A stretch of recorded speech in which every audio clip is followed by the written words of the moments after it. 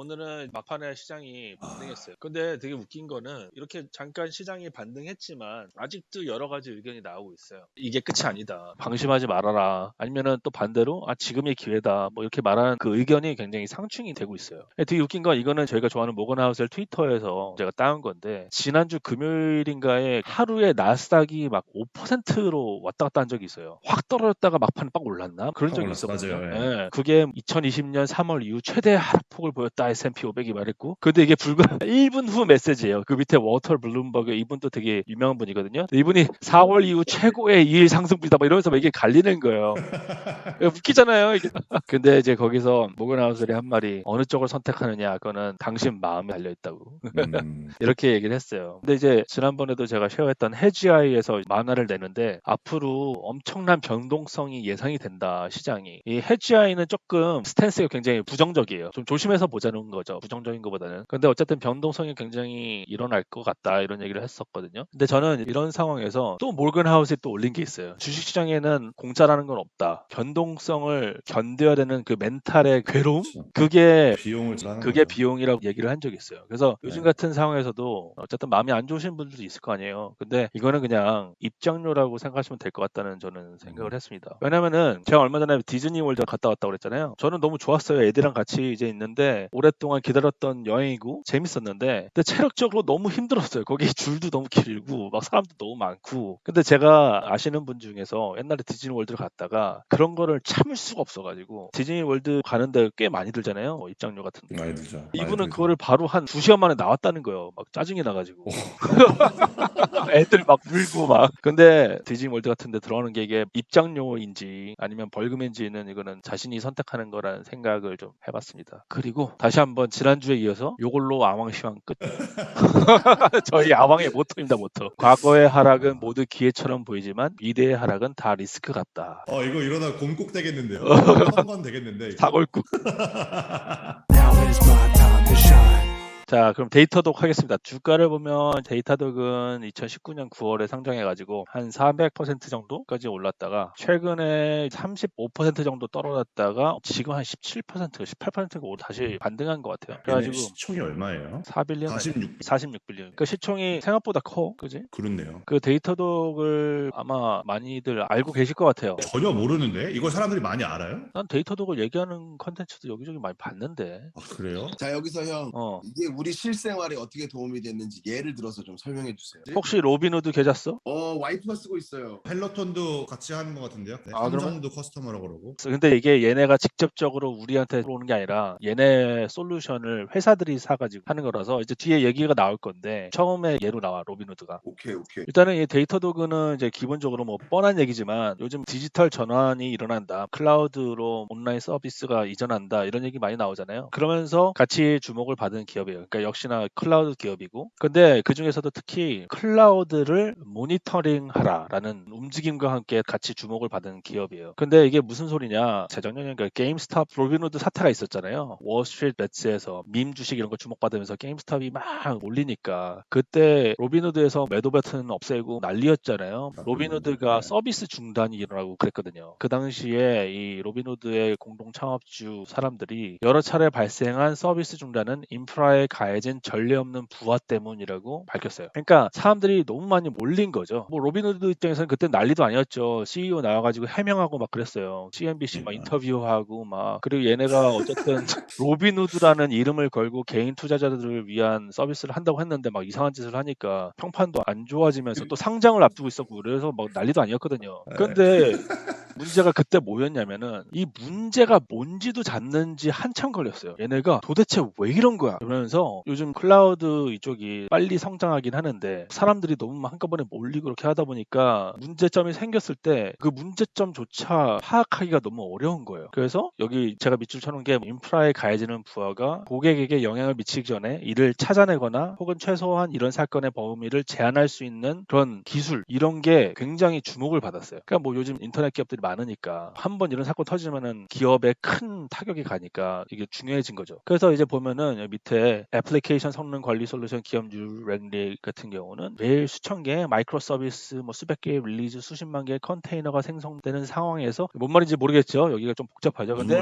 요것만 보면 돼요. 인간의 눈이 이 어마어마한 복잡성에 대처할 방법은 없다라고 말했습니다. 그러니까 한마디로 사람의 눈으로 감지할 수 없으니까 이런 문제를 자동으로 항상 관찰하고 감시해서 그걸 문제점을 미리 대비하거나 아니면 일어났을 때 대처하자 이런 게 나오는 거예요. 왜냐하면 클라우드 이쪽 세상이 뭐가 점점 많아지고 데이터도 많아지고 사람들도 많아지고 복잡해지기 때문에 그래서 이제 데이터독에도 인베스터 릴레이션 얘네 프레젠테이션을 보잖아요. 그럼 이런 상황을 맨 처음에 설명을 해요. 근데 그거를 보잖아요. 그러면은 무슨 말인지 더 어려워요. 점점 더 많고 복잡하다는 걸 설명하는 IR 보고서가 더 복잡해요. 이게 무슨 말인지 아시겠어요? 잠깐 제가 설명을 해볼게요. 보면은 뭐 테크놀로지가 옛날에는 few vendors였는데 요즘은 lots of open source and SaaS가 있고 frequency of release인데 뭐 1년에 한 번인데 요즘에는 once a day다가 on demand고 뭐 대충 알 수는 있는데 약간 감이 안 오시죠. 그리고 컴퓨팅 유닛도 피지컬 하드웨어에서 클라우드 인스턴스, 컨테이너, 서버리스, 마이크로 서비스로 가면서 이렇게 많아지고 근데 이런 거 다 익숙한 용어가 아니시잖아요. 그죠? 그리고 또 number of people involved is like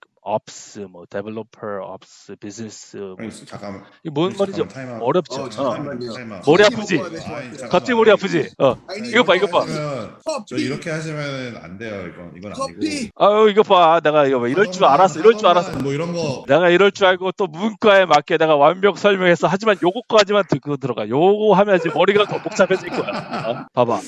자, 점점 더 많고 복잡하다를 이제 설명해주는 IT 관련 뉴스들이 있는데 그러면 IT 뉴스를 보면 뭔 말이 나오냐? 뭐 traditional deployment는 있는데 하드웨어에 OS를 얹고 뭐 virtualized 뭐 이런 거를 얹고 그다음에 컨테이너가 나오고 서버리스 뭔 말이야 이게 지금 벌써 호모의 표정이 지금 죽었어. 썩었어.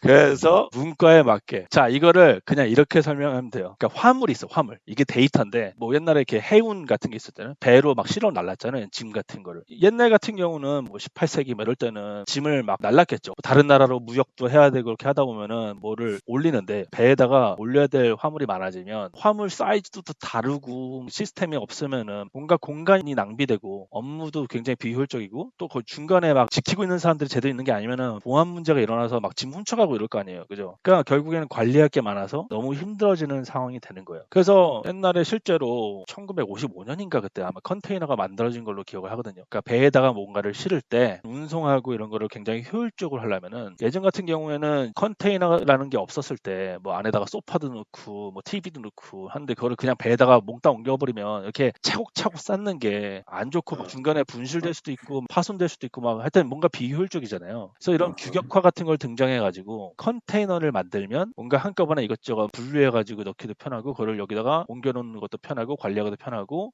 배에서 이런 크레인 같은 거 옮겨다가 기차나 트럭에다가 바로 옮겨 심을 수 있으니까 이동도 편하고 이런 거를 했잖아요. 그러니까 클라우드 세상이 데이터가 지금 많아지고 있잖아요. 화물이 많아지고 있잖아요. 그러면서 이런 컨테이너라는 개념이 나오기 시작했어요. 아까 여기 컨테이너 뭐 이렇게 나오죠. 어쩌고. 그러니까 이런 거랑 비슷한 개념이에요. 그러니까 그냥 한마디로 뭔가 물건이 많아졌을 때 이런 규격화가 등장해서 관리가 편하고 운송하고 이런 게 좀 쉬워진다는 말이에요. 근데 잠깐 이거 약간 윈도우 XP에서 조각 모음하는 그런 비슷한 느낌인가요?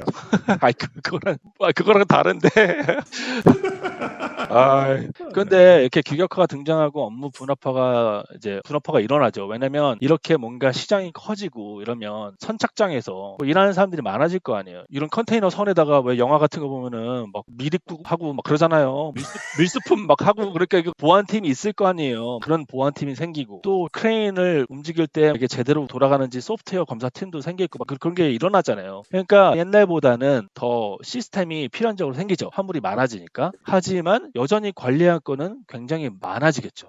오히려 더 정신 쓸 거예요. 그죠? 그래서 이 화물이 배가 무너지고 있네. 타이타닉. 화물이 더 많아진다 그러면 이 컨테이너를 막 싣는데 컨테이너 하나당 무게가 다 다른데 요거는 이렇게 밸런스를 맞춰가지고 실어야 되고 이런 거를 관리를 안 하면 실으면 그냥 시스템 없이 막 실으면 배가 기울어져서 막 쓰러지고 이럴 수 있는 거 아니에요. 그죠? 그러니까 이런 거를 관리해주고 막 이런 게 생겨야 돼요. 그래서 결국 화물이 더 많아질수록 새로운 관리 방법이 나올 수밖에 없어요. 그렇죠? 이런 게 클라우드 세상에서도 계속 일어나고 있습니다. 현재. 그러면 아까 그 그림 있잖아요. 이 그림을 그냥 이렇게 얘기하면 돼요. 무역 아니면 운송, 뭐 해운 이런 거랑 비교하면 그냥 옛날에 물건 뭐 한두 개 같은 걸 배에다 올렸다면 더 많은 사람들이 더 많은 상인들이 물건을 올리고 싶어하고 그리고 물류가 더 복잡해졌어요. 옛날 같은 경우는 그냥 배에다가 몇 개 실으면 되는데 점점 뭐 컨테이너 같은 게 생기고 뭐 그런 게 생기는 거죠. 그리고 주문이 많아진 거죠. 옛날에는 뭐 1년에 한 번씩만 옮겨 쓰면 되는데 요즘에는 하루에도 한 번씩 아니면은 주문에 따라 그때그때 요즘 같은 경우는 다 주문 경제가 됐잖아요. 언디맨드로 모든 걸 하잖아요. 그러니까 수시로 뭔가 이런 요청이 들어오는 거고 그리고 옛날 같은 경우에는 배에다가 뭐를 실었을 때 실제로 업스만 하는 사람도 있었다면 이런 수많은 신기술 새로운 시스템을 만들기 위해서 데벨로퍼 개발자들이 붙고 또 거기서 또 더 크게 비즈니스를 하는 운영자 같은 사람들이 나오겠죠. 또 아까 말했듯이 더 복잡해지니까 보안 뭐 훔쳐가지 않나 뭐 잘못되지 않나 미립국하지 않나 이런 거를 하는 보안 애들이 나올 거 아니에요. 그러니까 이런 종사 직종이 많아진다는 뜻이에요. 한마디로. 결론적으로 이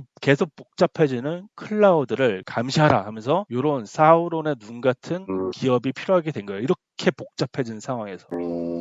왜냐면 사람의 눈으로 알 수가 없잖아. 옛날에는 배 한 대에다가 짐 한 두 개, 뭐 세 개 올렸으면 문제가 있으면 바로 때려잡아서 알 수 있겠지. 이놈의 자식아 하면서. 근데 이렇게 넓은데 이거를 사람의 눈으로 어떻게 봐. 그치? 근데 저거 어떻게 만드셨어요? 파워포인트야, 파워포인트. 저게 지금 무슨 이미지야 이게 막 저게? 이게 블렌드 사우론. 막 이렇게 해가지고 마귀 같은 게 하나 있는데 마귀 뭐지? 이거 저기 횃불 같은데? 반지의 제왕에 나오는 사우론 몰라? 사우론의 눈? 반지하지 몰라요. 반지의 제왕 안 봤어? 이거 이과생만 보는 건가? 모르겠다.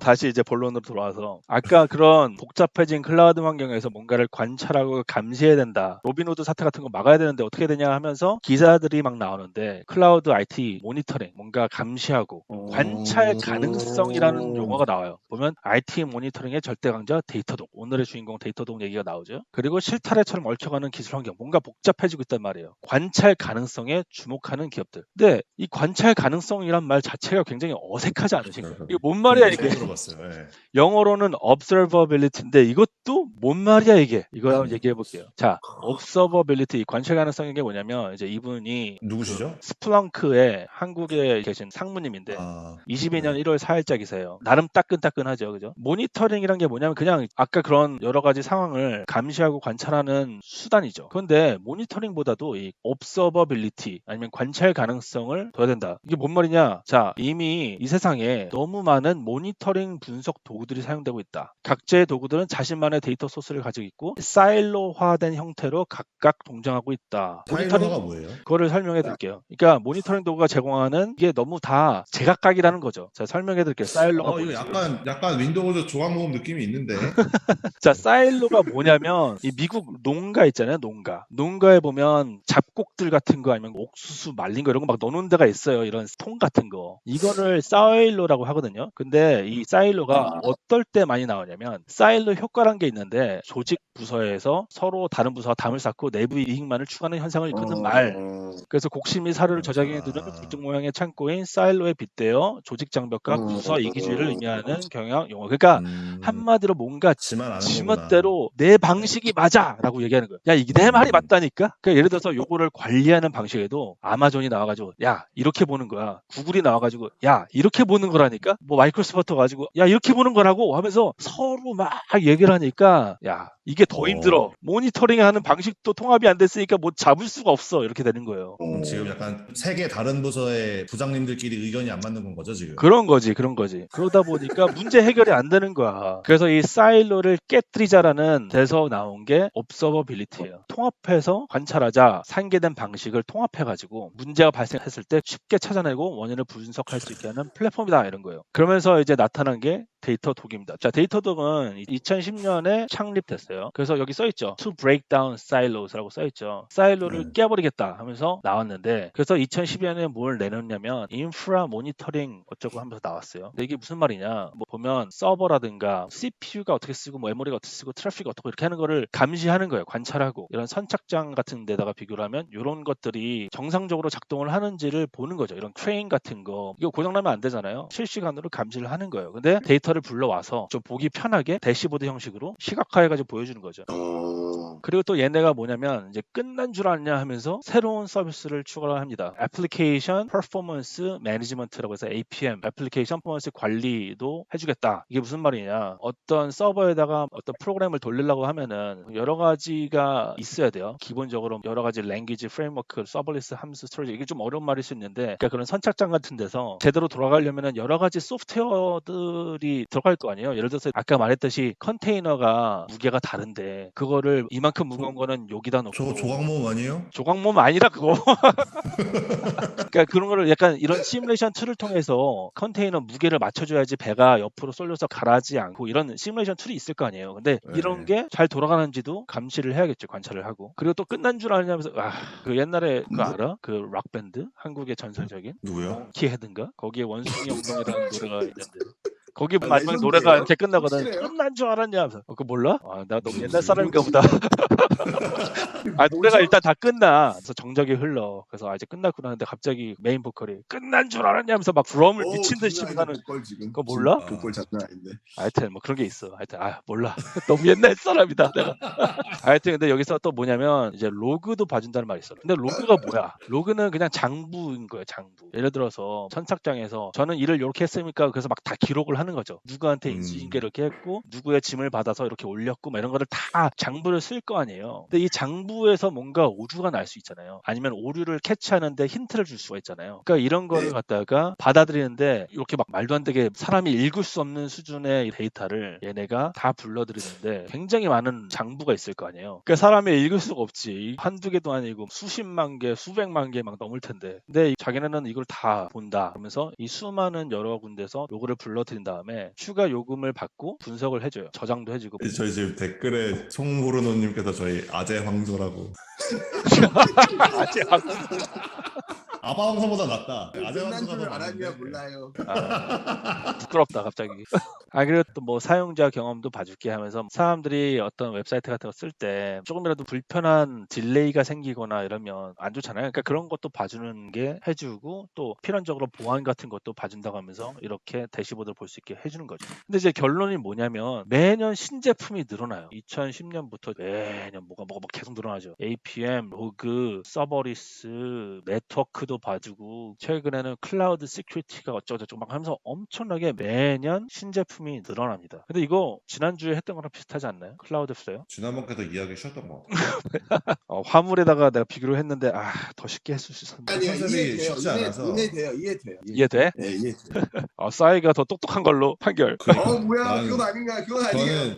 저는 지금 약간 배신감을 느끼고 있었던 게 로고가 너무 귀여운 강아지가, 그래서 이게 막 뭔가 도와주는 안내견인가? 이런 생각을 하고서는 좀 쉽게 접근하는 뭔가 기대하고 있었는데 쓰다 보니까 무슨 그게가 나왔어. 보스턴 사이언티픽? 현대가 인수한 게 있잖아. 로보트계? 로보트계. 예, 그게 나왔어. 귀여운 골든 리트리버 기대하고 있었는데 지금 이것도 내가 진짜 쉽게 설명하려고 내가 엄청 노력한 건데 그렇게 얘기하면. 근데 너무 쉬운데? 너무 쉬운 거 아니야? 진짜? 그러니까 나는 바보라서 단순하게 생각해서 그런지 모르겠지만 너무 쉬운데. 나좀 다 필요한 거잖아 어쨌든. 그러면은 애플 사 이거 사. 애플 5 요거는 한 0.5? 클라우드 플레어 더 많지 않았어요? 난 클라우드 플레어가 더 좋지. 근데 역시 이것도 난 나도 좋다고 생각해. 왜 그런지 설명해 줄게. 지금부터 이제 비즈니스 모델을 얘기할 거니까 아마 호모가 알아듣기 더 편할 거야. 그러니까 지난주에 클라우드 플레어를 얘기하면서 얘네의 비즈니스 모델도, 그러니까 인프라가 들어가니까 뭔가 되게 자본집약적이고 캐펙스도 많이 들어갔고 돈도 많이 쓸 것 같고 그러니까 이제 별론 거 아니야 했는데 거기다가 통합 서비스를 이렇게 얻는다 그랬잖아요. 음식점, 영화관, 안마기 이러면서 여러 가지 서비스를 통합해서 제공하니까 더 많은 부가가치가 생긴다고 그랬잖아요. 근데 데이터고도 똑같아요. 인프라를 감시하는 이 선착장 감시하는 거에다가 통합 감시 서비스를 계속 얹고 있어요. 컨테이너 하적 기록 같은 로그나 배에서 트럭으로 옮겨갔을 때 네트워크가 뭐가 문제 있는 거 아니야? 누가 훔쳐가는 거 아니야? 하면서 보안 뭐 이런 거를 다 계속 서비스를 추가로 새로 선보이고 있죠. 매년. 그리고 앞으로도 계속 뭔가 나올 거라고 예고를 했어요. 그러니까 결론은 얘네 비즈니스 모델은 지난주에 얘기했던 클라우드플레어랑 되게 비슷해요. 그러니까 이 통합 플랫폼 모든 거를 다 묶어가지고 홀리스틱하게 한다 그러잖아요. 이런 거를 통합해가지고 다 하는 홀리스틱 옵서버빌리티 솔루션을 내보내서 부가가치를 노리겠다. 다 해먹겠다라는 게 얘네의 목표입니다. 그리고 그렇게 하고 있어요. 그리고 그거를 갖다가 굉장히 쉽게 쓸 수 있는 서비스를 하려고 이 개발자뿐만 아니라 비즈니스맨이나 시큐리티 담당자들이 이런 걸 쓸 수 있어야 될 거 아니에요. 그러니까 그런 사람들이 볼 수 있도록 이렇게 시각화해서 얘네들은 멋있게 데이터의 민주화라는 말 썼는데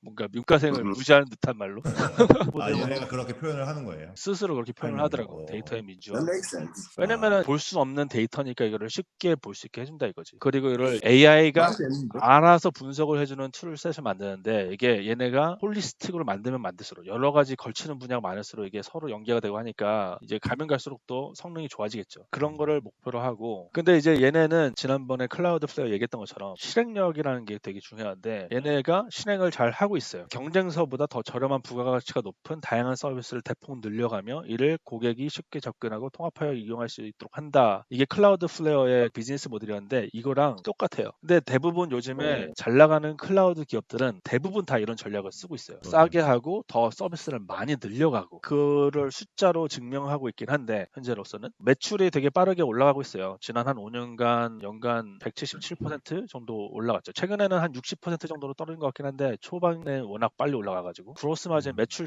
총이익률도 76%니까 사실 굉장히 전환율이 좋은 거예요. 그리고 얘네가 매출 대비 R&D가 굉장히 많아요. 방금 얘기한 것처럼 계속 매년 새로운 서비스를 내놓다 보니까 이쪽에 돈을 많이 쓰겠죠. 이게 좋은 걸까 나쁜 걸까? 뭐 이거는 논란이 있을 것 같아요. 근데 어쨌든 간에 이 기업의 비즈니스 모델을 생각하면 그건 항상 매년 새로운 서비스를 내서 더 많은 파일을 먹고 더 부가가치 높은 서비스를 늘려나가서 유저를 갖다가 끌어들이려고 하기 때문에 이거는 앞으로도 아마 이렇게 일어날 것 같습니다. 그래서 이 연간 순환 매출이란 게 이제 클라우드 기업 특히 구독 서비스를 이용하는 기업한테 중요한 건데 얘네가 매출이 이렇게 늘어난 이유가 아까 말했듯이 제품 수가 늘어나면서 실제로 여러 개의 제품을 사용하는 고객이 증가하고 있어요. 이게 매출 상승을 견인하는 건데 자세히 보면 2개 이상 제품을 사용하는 고객 비율 수가 점점점 늘어나고 있죠. 그죠? 그리고 4개 이상 쓰는 고객 비중 수도 늘어나고 있습니다. 더 돈을 많이 쓴다는 말이에요. 결국은 $1 밀리언 이상 매출을 쓰는 기업 고객들이 이렇게 늘어나고 있고 100K 달러 이상 쓰는 고객들이 이렇게 늘어나고 있는 거죠. 실제로 이 회사에서 100K 달러 연 매출을 쓰는 고객 수의 비중은 파란색 있잖아요. 파란색이 돈을 더 많이 쓰는 고객 비중인데 이게 전체 비중 100%에서 계속 올라가고 있죠.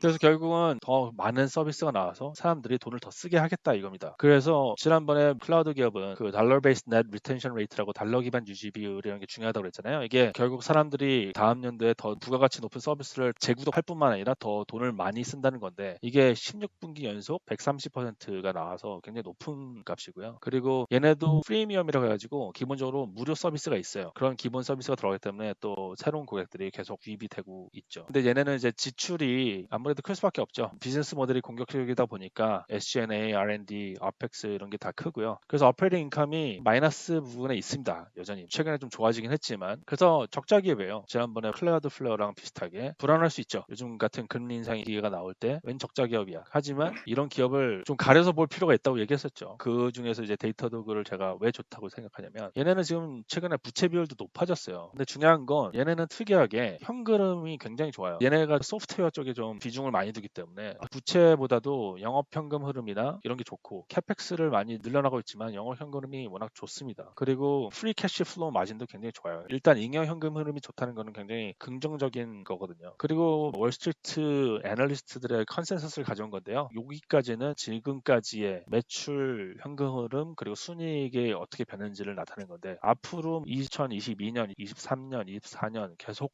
매출 현금이 올라가는 걸로 나오고 있죠. 그리고 순이익도 이렇게 올라가는 걸로 보이죠. 그러니까 순이익이 한 2023년 중반부터 후반 정도에 흑자 전환이 되지 않을까라고 월스트리트의 애널리스트는 예상을 하고 있어요. 뭐 어떻게 될지 모르겠죠, 실제로는. 근데 이렇게 곧 흑자 전환이 임박한 기업들은 지금부터 오히려 변동성이 만약에 심화가 된다, 그러면 계속 꾸준히 관심을 둘 필요가 있다고 저는 개인적으로 생각을 해서 오늘 데이터독을 가져왔고, 그리고 또 하나 더 주목해서 볼 거는, 데이터독이 여러 가지를 하고 있지만 애플리케이션 퍼포먼스 모니터링 부분만 딱 따서 본다면 가트너가 이거 마법의 사분면 많이 아실 거예요. 근데 여기 보면 리더 기업이 있고 도전자 챌린저가 있고 비저너리가 있고 그러잖아요. 근데 이제 보통 리더 기업에 들어간 기업들을 주목을 하자라고 하는데 데이터독이 여기에 들어가 있습니다. 뭐 시스코도 있고요. 그 데이나 트레이스랑 뉴럴릭도 있는데, 일단 기본적으로 이 시장 자체가 가트너는 2021년에 38빌리언에서 25년에는 53빌리언으로 클 거라고 예상을 하고 있어요. 근데 저는 이렇게 옛날에 몽고DB 라이브 하면서 제가 설명한 적이 있는데, 보스턴 매트릭스라는 거를 저는 믿고 이거를 좀 기반해서 투자를 좀 하는 편이거든요. 예를 들어서 시장이 성장하고 있다. 근데 그 중에서 상대적인 마켓 쉐어가 지금 높은 기업이다. 그러면 슈퍼스타가 될 가능성이 높기 때문에, 근데 데이터독이 여기에 들어가 있는 기업이거든요. 여기 리더 기업에 들어가는 애들이 있죠. 저는 개인적으로 요 녀석들은 뭐 시스코야 뭐 말할 것도 없죠. 시스코야 워낙 유명한 기업이니까. 근데 데이나 트레이스랑 뉴렐릭이랑 데이터독 이 녀석들은 좀 어느 정도 봐야 된다고 생각을 하고 있어요. 저는 데이터독이 이 중에서는 개인적으로는 제일 좋다고 생각을 하고 있는데, 다른 기업들도 좀 관심 있게 보면 좋지 않을까 그렇게 생각을 하고요. 지금 현재 주가는 뭐 이렇게 흔들리고 있는데, 이렇게 주가가 떨어지다 보니까 지금까지 항상 데이터독도 밸류에이션이 문제였어요. 발목을 잡았던 게 밸류에이션이었는데 지금 한 6개월에서 8개월 전으로 돌아간 것 같긴 해요. 뭐 그래도 여전히 고평가라는 말도 있어요. 얘네가 이제 여러 기준으로 설명하면 고평가다 아니면 반대로 저평가다 이렇게 이야기할 수도 있는데, 일단 아까 말했듯이 프리 캐시플로우가 워낙 좋기 때문에 얘네가 프리 캐시플로우 면에서 보면 저평가라는 얘기를 하는 월가의 의견들 제가 많이 봤습니다. 아니 저 김기호님께서 부모님 설명 안 듣고 딴짓 하시는 것 같은데 아니더라 하셨는데 자, 호머 어차피 지금 안 들으니까 호머가 신경 쓰지 않는 테크니컬 빨리 얘기할게요. 그 얼마 전에 거의 200일선 이동평균선에 가까이 왔었는데 최근에 이제 반등하면서 올라갔죠. 그래서 한 100일선이랑 200일선 사이에 있고 RSI는 30 몇 가지 내려갔었거든요. 근데 지금 이제 반등해서 47 정도로 올라왔죠. 그리고 MACD라는 게 이 시그널보다 그 보라색이 빨간 것보다 이렇게 샥 올라가는 순간이면 추세 전환이 된다는 말이 있거든요. 뭐 진짜 그런지 모르겠는데 어쨌든 지금까지는 이렇게 빨간색으로 안 좋다가 이제 올라갈 수 있는 환경이 만들어졌다. 뭐 이렇게 얘기하는 사람도 있습니다. 근데 이것도 참고해 두시고, 그리고 이제 월가의 주가 예상치를 팀랭스에서 가져왔는데요. 이거는 1년 후의 예상치, 지난 3개월 동안 이제 사람들이 낸 건데 한 지금 주가에서 한 40% 오를 수 있다라고 얘기하는 거죠. 이것도 뭐 모르긴 한데, 그래서 하여튼 이 정도로 그냥 간단하게 오늘 끝내겠습니다. 글래스도어에서는 직원들이 본인 회사를 엄청 좋게 평가하네요. 4.2면은 꽤 높은 건데 너무 어려워요. 저는 어려워? 진짜 좀 되게 뭔가 들으면서 설명해 주시는 거는 이해가 되는데 내 거가 안 된 느낌이에요. 얘기를 들으면서는 뭐 그치 뭐 이런 감시를 해주는 사람이 있으면 좋지, 효율적으로 해주면 좋지 싶은데 내 게 아닌 것 같은 느낌이어가지고 그러면은 투자 안 하면 찝찝하달까? 돼, 네. 사실. 근데 유망하고 지금 직원들도 회사나 CEO에 대한 평가가 엄청 좋고 이러면 엄청 매력적인 뭔가가 있는데 그게 잘 못 보는 거잖아요. 지금 능력이 안 돼서 다 잡을 수는 없으니까. 나도 바이오 주식은 아무리 봐도 모르겠어. 아무리 좋다고 얘기를 해도 난 잘 모르겠더라고. 그러니까 아는 거 하는 게 더 중요한 거지, 사실. 그러니까 지금 보면은 제가 좋게 보는 거를 제가 느끼지는 못해도 회사와 가깝게 있는 사람들이 다 좋다고 평가를 해준 거거든요. CEO도 어프로벌이 엄청 높고 회사 문화도 좋은 것처럼 얘기 나오고 이러는데 문과상 머리에 들어오지가 않는 문제인 거죠. 근데 모든 종목을 다 알려고 할 필요가 없어요, 사실. 자기가 아는 네. 종목, 그러니까 자기 실생활에서 보이는 종목 중에서 진짜 이건 괜찮아 보인다 그러면 이런 것들은 변동성이 진짜 크거든요. 아까 말한 클라우드 플레어 같은 경우도 지나고 보니까 1000%다. 데이터 도구도 지나고 보니까 500%다 이런 거지. 사실상 그걸 짧게 쪼개서 보면 변동성이 엄청 커요. 마이너스 30%, 40%, 50%라는 거는 일도 아니에요. 예를 들어서 이런 조정장이 왔다. 아니면은 조정장이 안 오더라도 기술주 섹터 로테이션이 일어난다. 이러면 굉장히 크게 빠지거든요. 뭐 3, 40%는 기본입니다. 그러니까 이런 거는 만약에 들고 있다. 그러면 이게 진짜 엄청난 확신이 있지 않고서는 마음이 흔들릴 수가 있거든요. 저 그러니까 같은 그게 사람은 오래 못 가지고 있을 거예요. 아마. 모르는데 떨어지고 올라가고 이러면 혼란스러워서. 그러니까 저 같은 경우는 이제 적립식을 하니까 저는 어떻게 하냐면은 그런 퀄리티 주식 있잖아요. 대형주 아니면은 사람들이 많이 알고 좋아하고 그냥 다 살 것 같은 주식 있잖아요. 뻔하잖아요. 애플, 아마존, 마소, 테슬라, 엔비디아 막 있잖아요. 실제로 이제 펀더멘트도 좋고 현금도 많고 매출 이익도 좋고 이런 기업들은 그냥 무지성으로 모아갑니다. 저 매달 살려고 해요. 그런 거는. 그런데 저는 이런 소형주 있잖아요. 저는 이런 거는 요즘같이 떨어질 줍줍. 때 줍줍해야 돼요. 뭐 더 떨어질 수 있어요, 솔직히. 근데 저는 지금까지 그렇게 한 게 좋더라고요. 그러니까 이렇게 변동성이 큰 주식은 이렇게 좀 떨어졌을 때 아니면 앞으로 시장에 변동성이 있고 기술주가 안 좋을 것 같다라고 할 때 전 조금 줍는 편이거든요. 그러니까 마무리로 가병님께서 덕담 한번 해주시죠. 덕담? 설인데. 아 무슨 덕담이야? 내가 덕담할 짬이 아니야. 무슨 소리야? 내가 낮에 방송인데 그래도 좀 해주시죠. 나 지금 깜짝 놀라서 지난번에 라이브였나 아니면 어디 댓글이었나 밤님은 연세가 어떻게 되시나요? 그래가지고 내가 연세 벌써 하여튼 뭐 요즘 장이 이럴 때는 그냥 그거 아시나요? 대팔대사? 대충 팔고 대충 대충 사? 팔고 대충 산가? 하여튼 주식을요? 뭐 그런 거 있거든? 덕담이 참. 그냥 대충 사면 됩니다. 대충 파는 건 잘 모르겠고 대충 아이, 사시면 아이, 됩니다. 이거 너무 망했다. 아니다. 라이브 이건- 망했어. 이건 너무 왜? 라이브 아니 대충 사시는 분이 이런 거 자료 나갈래다. 이렇게 준비해가지고 이렇게 막 얘기하면서 다른 사람들 알아듣지도 못하는데 이거 이렇게 공부하면서 하는 게 뭘 대충 사는 거예요. 할 말이 없어지네 갑자기. 강사라 돈생 강사. 돈생 어? 강사 좋네. 돈이 생기면 그냥 사라. 마켓 타이밍 하지 마시고요. 그냥 앞으로 이제 같이 올해도 좋은 성과 있으시길. 저희도 그냥 계속 수다 떨 테니까요. 함께 조인해 주시고 하여튼 새해 복 많이 받으시길 바랍니다.